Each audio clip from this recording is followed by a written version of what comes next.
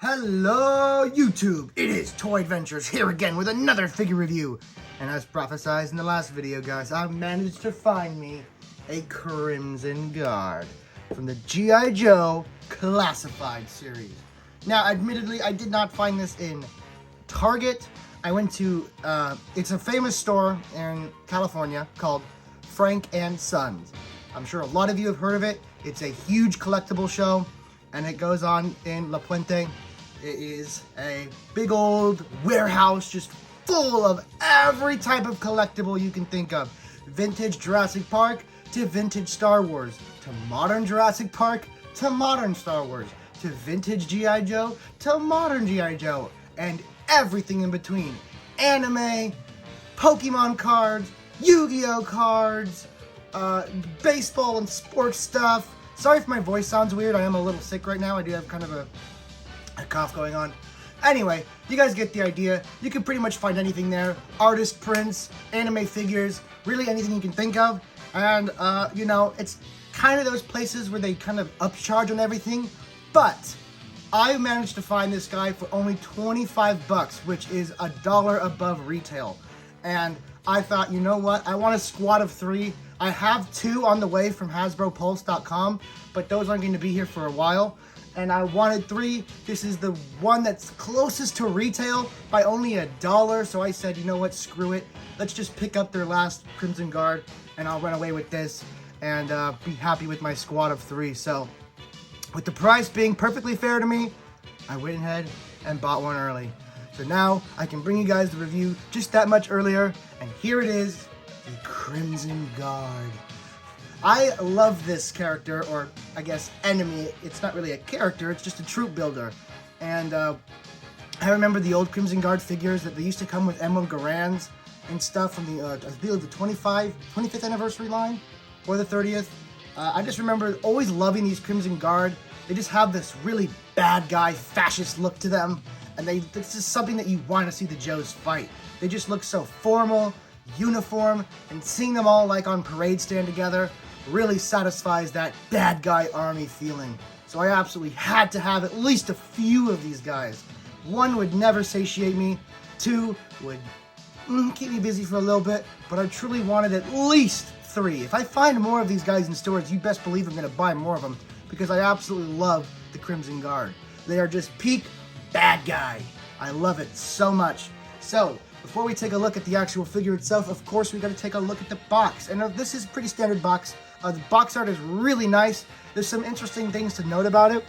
So as you can see, he comes out with a loadout. It's a carbine M4 type weapon.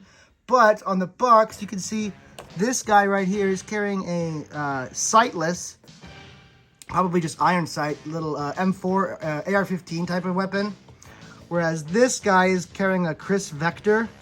And neither of those weapons are included here. In fact, I don't even know if there's a Chris Vector in the G.I. Joe line. Kiss or Chris? I don't exactly remember. I just know it's the Vector.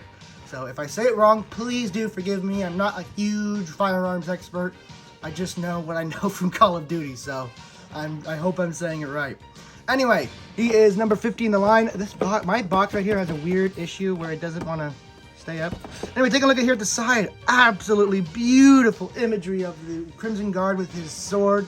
That's one of the things I love about these guys. They just feel so regal. So, you know, honor guard-ish. These feel more honor guard than the Star Wars, it's called Palpatine's honor guard. They feel more prestigious than those guys, at least in my opinion, just because the sword and all the gold detailing and white detailing on their outfit, they just feel more official. Taking a look here at the back, you do get the standard pretty cool mural. As much as I love this mural, I still would prefer a bio telling you a little bit about the Crimson Guard, but that is something I've harped on about in every review I've done. And while it's better than the Tiger Force background, which is literally just a random jungle, I would always prefer a bio. Taking a look at the side, we can take a look at the Crimson Guard's specialty. I'm going to guess that this wrench going into some 2 gears means they're good at sabotaging equipment. This little broken fence means they're good at infiltration. They have good explosives techniques. They're good at with explosives, even though he doesn't come with any explosives. No C4, no grenades, no nothing. And I don't know what the skull means. I guess just they kill people. I guess they murder. I feel like that would be every Cobra Trooper, or maybe they're just big enemies or tough enemies. So it's mostly like 3 of these are really easy to decipher, and then there's just one that's like, what does that mean? What is that? So those are his little symbols. Again, he is number 50. And yeah, that's pretty much it for the box here. So let's go ahead and crack this thing open. And here we have the honor guard out of the packaging. And as you can see, he has quite a loadout. It comes equipped with a very nice looking little sidearm. I'm not sure exactly what type of gun this is supposed to be. Again, I'm not a huge firearms expert, but it does look somewhat realistic.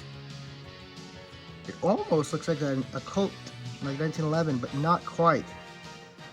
There are some very key differences.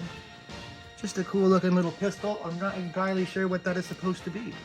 Although this is unmistakably an M4 carbine. M16 carbine, whatever. It's in that exact family right there. The AR-15, M4, M16, that's all one big family. And this is part of that. Comes with a really cool bayonet, something that Crimson Guard is known for. I'm pretty sure they always came with bayonets, making them pretty unique, because that means they have the unique attack of a bayonet charge, and those offer really interesting poses. So really cool weapon. Perhaps if you didn't want this weapon for them, this is just a cool weapon to give to a Joe, because it looks pretty G.I. Joe-ish. So definitely like that. Of course, you get the mag for the weapon. It is separate, so those reloading poses. You get a really nice officer's sword here. Not too much detail on it, but just enough to make it look interesting. It's like you could add maybe some gold bits on there just to make it look a little bit more regal. But still a really fun accessory, and of course you get a sheath for it. He comes with this little combat knife. Pretty cool. I really wish these at least came with hands that are specifically, made to carry like the swords and knives, because the hand that usually holds it usually gets really stretched out from having to hold, whether it be the pistol grip or the grip right here. It always stretches the hand out, and when you try and put the sword in there, it just falls right out. And you have to like really scrunch the hand back up to have it hold it nicely. I really wish they came with at least one extra hand to hold the knife and bladed weapons that is specifically for those, so it never gets loose. But I doubt they'll ever do that. They'll never do that for Star Wars, and they all come with lightsabers. That's like their main weapon. They still give Obi-Wan's like those trigger finger hands, so I'm not holding my breath. They have given Joe's separate hands before, but those are like really out there hands, like Snake Eyes' ninja karate chop hand or his ninja star throwing hand. Not really like super usable hands like Action Force comes with, where it's like, here's a hand to hold specifically the grip of a foregrip, and here's the hand for specifically holding a pistol two-handed, and here's the hand for specifically, you know what I mean? Like, they give you specific hands for specific things, whereas Joe's, I really feel like could benefit from that, and it wouldn't add too much cost to the figure at all. Maybe $1 or just, really fill out that $24 mark for some figures that are lacking in accessories. Not that this guy's lacking in any way. He actually has quite a few accessories, but I really feel like at least one extra pair of hands would really benefit these figures, especially the ones that focus on bladed weaponry like Storm Shadow, Snake Eyes, and the Crimson Guard here. And of course all the other ninjas. So, and then of course he comes with a backpack. This one is in black with a really nice little silver Cobra logo right there. Really nice detailing going throughout the entire little thing here. You have like this kind of leathery texture on this side, where it just goes down to shingling in the middle, and all these little straps right here. Looking really cool. You do have storage for the sword on this side, and you have storage for the rifle on this side. So if you don't want him holding anything, that is totally an option. And figures like these are always my favorite. That not only can they store everything on them, like they can store even the main weapon that they're supposed to be holding on them.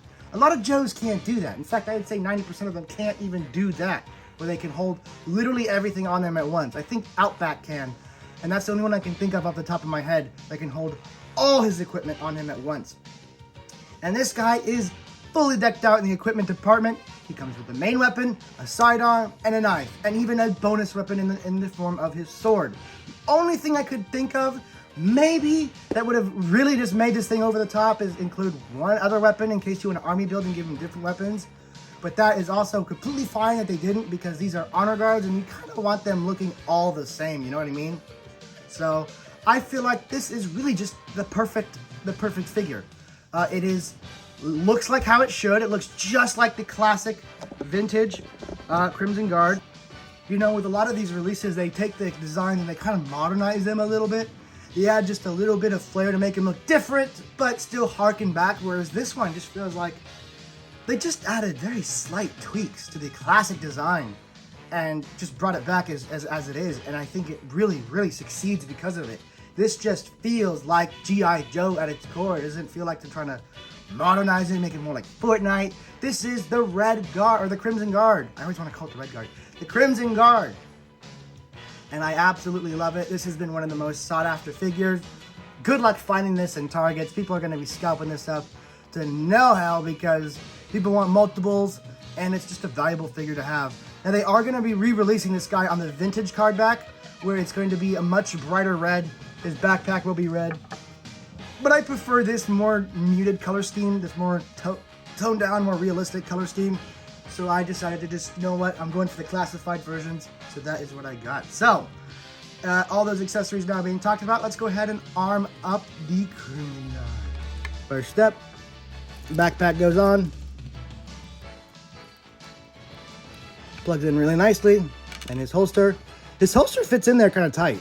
I was trying to, when I had this open before, and when I was trying to pull it out to put it back in the box, it's really tight in there. You know what I mean? Like, look, you can hear the snap. It snaps in. It's a little too tight, in my opinion. The sheath holds the knife perfectly fine. Hope I'm putting this in the right direction. Yeah, okay. There you go.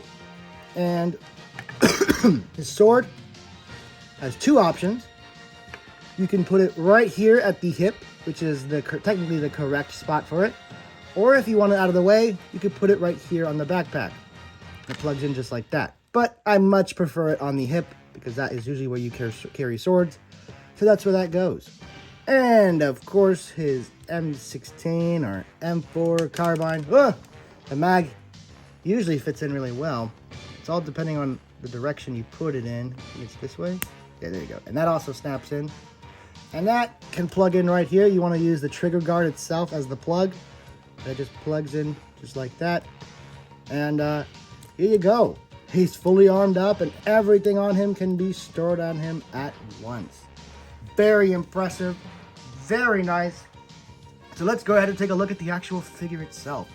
So it has this really nice, of course, crimson color scheme going throughout the entire body. Lined up with these silver accents and this little rank insignia right here. Followed by a nice silver Cobra logo. The texture on the suit is really nice. I'm trying to get it on camera. You can kind of see the texturing on the main chest plate is really interesting. It really comes across as like this Kevlar-ish fabric. I just love the sculpting. It's very subtle sculpting work on the chest itself. You really have to be in person to really truly appreciate it. It just looks like really nice fabric work done. Followed up by this really nice little Cobra symbol right here on his shoulder. I believe that is the Crimson Guard logo. With these really nice silver cuffs here on the wrist. Just add that regal military uniform look to this. Now, I've heard my friend say he does not like this helmet shape, and well, this is just the Crimson Guard. It's always been his helmet. I can understand it, but I love this helmet so much. I think it looks so cool. He has that one just mono eye kind of slit for the eyes, followed by what it looks like to be kind of a breathing apparatus. And I'm not sure what this up here on the top of the head is supposed to be. Might be something for rank. I'm not sure. But one issue is they did not paint the bottom of the chin. So you have this red lining that is actually visible from the front. So I might actually have to paint that myself to hide that a little better, because it does, you can notice it from the front quite intensely too. So he has this little V on his belt. I'm not entirely sure what the V means. V for victory mean? The V for vendetta with his sword. And moving down here to the boots. They're pretty standard. You get like one nice little buckle in there and some pouches. So very nice sculpting work on this guy. He really does look like the official military type. Oh, and these little tassels right here. This is a separate piece. It is glued on here at the top, but it does have movement for nice posability. I really like that detail. I thought this was actually molded on, but it's not.